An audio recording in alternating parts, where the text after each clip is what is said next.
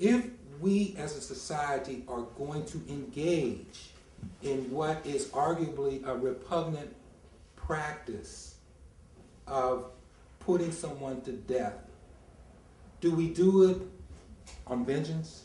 Do we do it on hearsay? Do we do it on where everybody knows he's guilty, so what? Who will we care about it? See, as a black man, I don't want to hear that BS. And I'm going to tell you straight up, and I'm going to tell you why. Because the problems underlying the Mumia case involve racism. Not only racism by individuals, but institutional racism. And this stuff could have been cleaned up a long time ago. And in December of 1799, 75 black men in Philadelphia, right?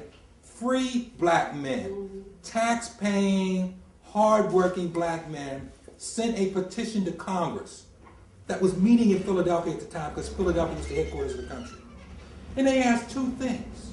One, they asked for a gradual abolition of slavery. And the other thing, they said that we as free men should be allowed to partake in the justice and liberty that you proclaim you stand for. If your Declaration of Independence and Constitution means something, it should apply to us. And you know what Congress did? Nothing. Not a freaking thing. And one of the reasons why they didn't do anything is that a congressman from South Carolina stood up and said, listen, we should reject this petition because everybody knows that niggas can't write. Now, aside from the just manifest inaccuracy of that statement, this particular petition was written by a black man, one of the signers of it, named Absalom Jones. Who was Absalom Jones? He was the first black man in America to be ordained as a minister by the Anglican Church. And ironically, he had written another petition to Congress in 1797.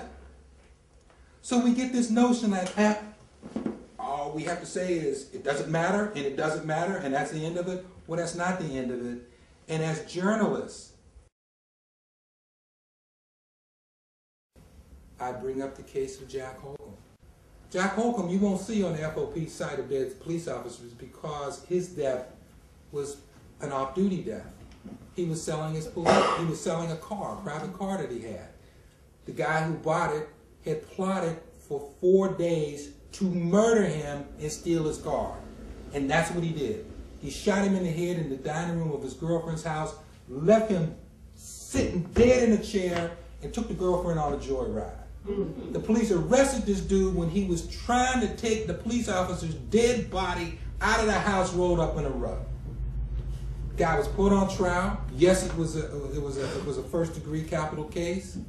The jury hung up on death, so it became automatic life in prison, and there wasn't a peep out of anyone. So now this dude is one of the, 6,400 or 6,500 lifers sitting in Pennsylvania prisons at an enormous cost to us as the taxpayers. Again, I'm just bringing these things up to show you fairness. I'm bringing these things up to show you context. I'm bringing these things up to say that there was a lot about this story that never gets reported.